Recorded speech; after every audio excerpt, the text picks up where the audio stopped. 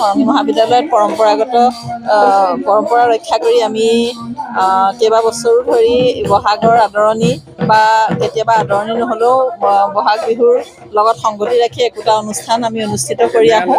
প্ৰথম কথাটো হ'ল যে এই মৰঙী মহাবিদ্যালয়ৰ ছাত্ৰ ছাত্ৰীসকলক আমাৰ পৰম্পৰাৰ প্ৰতি আকৰ্ষিত কৰা আৰু বিশেষকৈ মৰঙী মহাবিদ্যালয়ৰ ছাত্ৰ ছাত্ৰীসকল বিভিন্ন জনগোষ্ঠীৰ হোৱাৰ হেতুকে আমি অসমীয়া বাপতিসাহোন বিহু সম্পৰ্কত কিছু অভিজ্ঞতা দিবৰ বাবে এই অনুষ্ঠান অনুষ্ঠিত কৰোঁ।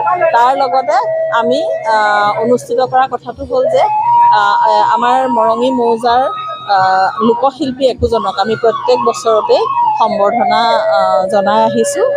লোকশিল্পীৰ সাধকসকলক আমাৰ মৰঙী অঞ্চলত থকা লোকশিল্পীৰ সাধকসকলক আমাৰ ছাত্ৰ ছাত্ৰীসকলৰ মাজত চিনাকি কৰাই দিয়া আৰু তেখেতসকলে জীৱনজোৰা যি সাধনা কৰিলে সেই সাধনাক আমি মহাবিদ্যালয়ৰ পৰিয়ালৰ তৰফৰ পৰা এটা সম্বৰ্ধনা জনাবৰ বাবে এই অনুষ্ঠান ৰাখোঁ।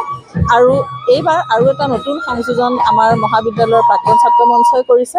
তেওঁলোকে মৰঙী মহাবিদ্যালয়ৰ প্ৰাক্তন ছাত্ৰ মঞ্চৰ তৰফৰ পৰা গোলাঘাট জিলা ভিত্তিক অনলাইন এখন ৰচনা প্ৰতিযোগিতা অনুষ্ঠিত কৰিছিল।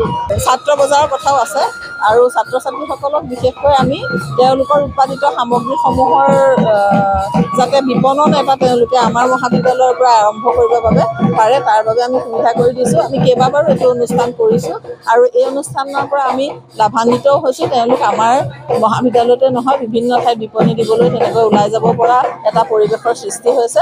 আৰু ৰঙালী বিহুৰ প্ৰাকক্ষণত সমূহ অসমবাসীলৈ আমি মৰঙী মহাবিদ্যালয়ৰ তৰফৰ পৰা ৰঙালী বিহুৰ আন্তৰিক শুভকামনা জ্ঞাপন